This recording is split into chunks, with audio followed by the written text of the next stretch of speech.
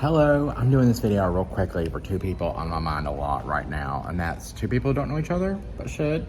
Brian, my friend from Raleigh that I saw recently for the first time over 10 years, and Kayla. Kayla I had math with, we went in high school together, and you two are like two of the very best. You both listen to me, you understand I'm going through hell, and you just like never stop caring. And I just wanted to say, I'm in the library, here at the main library in San Francisco, and it's everywhere I've been homeless, I go to the library, and it's like that feeling, having just a few days to settle in, get ready this weekend, not be in a stressed environment where I'm under someone else's demeanor or their whatever things that they have going on. I have that independence now, and I'm able to do things like have serenity, and it just feels so good. And I know that you two would like to hear that, and I wanted to tell you both right now. I'm so glad to be at this library. So glad to be in San Francisco. No regrets about leaving Denver. It's really turned out to be the best thing for me to be here. So I'm really looking forward to everything. Thank you for your endless cares. You guys have to go back like way back. So it's great. I'm gonna open this up, just make it a little bit longer for a few other people that are very special. Athena and Ryan. Ryan's a reporter in Washington, D.C. Knew my brother, and my friend Donna, and just the Griffin family, people that really have been. And I said, we need to hold on, because Kayla, you remember, I was like, I'm going out here, and I don't know what's gonna happen, but it's gotta get better, and it is. And like this whole situation, the library just closed. This reminds me of like Franklin Street in Chapel Hill. It's just like, I don't know what's going on. We had a pep rally. Go California. I mean, I don't feel 16 times more likely to die. It feels much more egalitarian. It's not wintertime all the time. And then like what I was doing at the library was just checking it out. But I have this thing. This is like a $300 battery bank to charge a laptop. This came from Devin, the man I want to marry, who's in Arizona. Surviving, but I bought him dinner tonight. I had this loophole situation with my food stamps and being at the shelter and not having a place to put food. It's like, I'm gonna order him steak, and I'm gonna order my mom hamburger helper, and just some things that we had back in the day. But it would be good for both of them to like, you know, be surprised, have the doorbell ring, and it's, you know, something from Nate, because it was just like, I had a chance because I'm changing my snap over to California. But I just do feel burdened a lot by everything in my personal life, with my dad being who he is and doing what he's doing, and you know, the family's really reckless behavior. But through all that, just know there are moments, and it's not always still predictable, and things.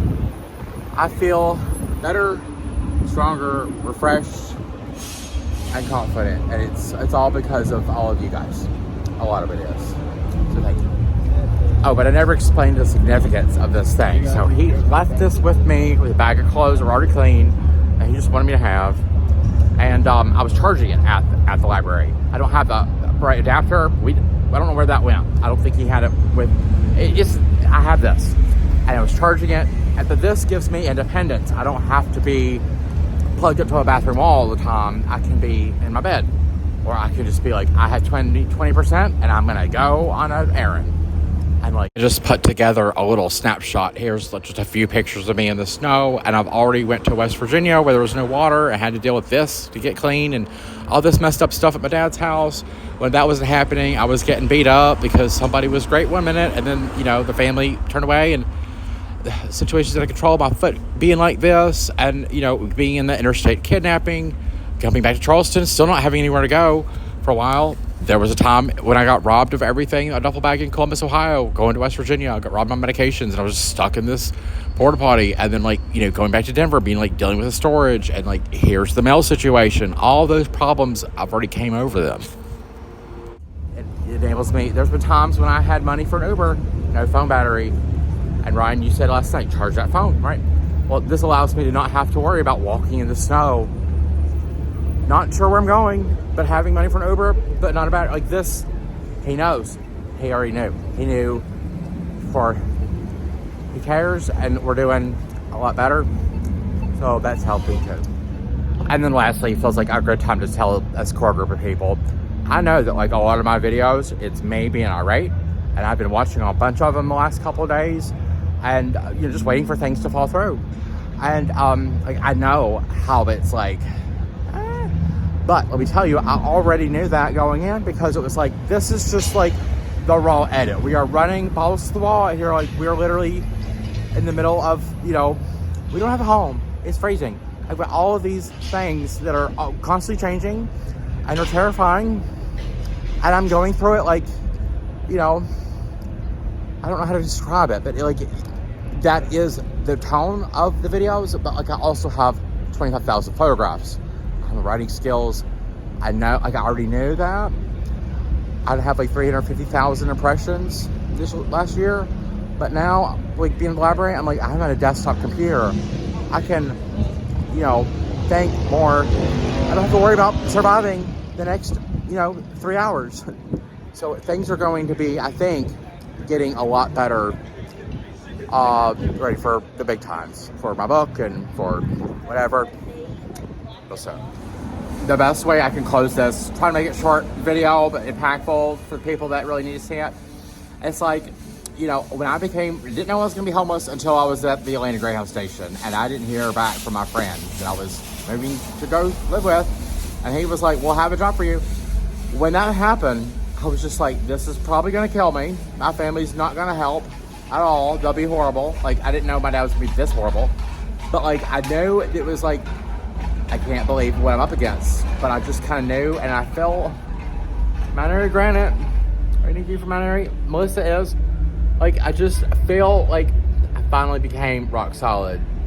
Things are still homeless, but I know that people care, and you'd all do, and you know, it is just coming out of California was the very right thing to do. So let you know that.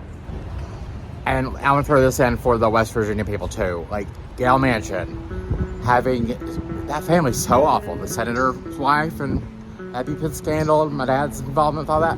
Well, she was just like, I'm gonna start caring about religious freedom in other countries. And it was just like, yes, that's the wonderful, brilliant ending to, you know, Gail Manchin and Joe. It was just like, it fired me up. It was like, I'm ready to like, you know, have that. Doesn't this feel a little bit to you maybe like Westwood Park, Tanglewood, West Forsyth? Like, it's weird, you step over dead people in the snow and then you come right back to this.